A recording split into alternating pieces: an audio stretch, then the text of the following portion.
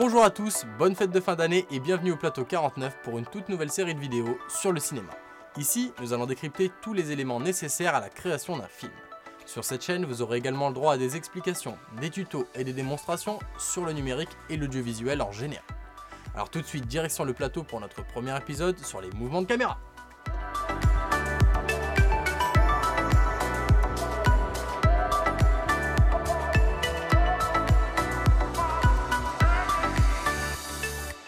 Le mouvement de caméra est primordial au cinéma. Un mouvement peut amener une vision globale, une réflexion sur l'image, pour suivre un sujet ou tout simplement pour amener encore plus le spectateur dans le film.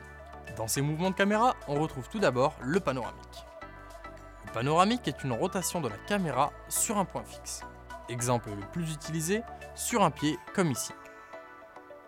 Il sert principalement pour donner une vision globale d'un lieu, d'un paysage ou tout simplement pour suivre un sujet. Ensuite, vous avez les mouvements en travelling. Le travelling avant et le travelling arrière, notamment utilisés pour suivre un personnage en gardant la même valeur de plan, mais aussi avec un sujet fixe, où là le travelling avant vient accentuer l'expression du personnage. Ensuite, le travelling haut et bas est moins utilisé mais peut avoir un intérêt lors d'un plan de building par exemple.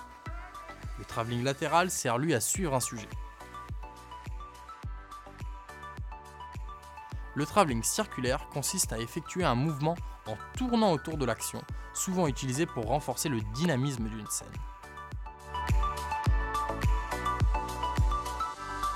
Ou encore le travelling compensé qui mélange lui le travelling avant et le zoom arrière, appelé plus communément l'effet vertigo, inventé par Hitchcock dans le film du même nom en 1958.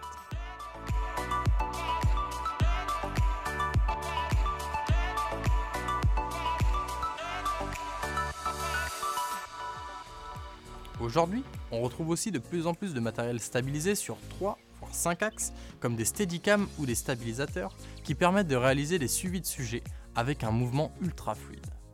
Le steadicam a été popularisé notamment par le célèbre film Shining de Kubrick, sorti en 1980.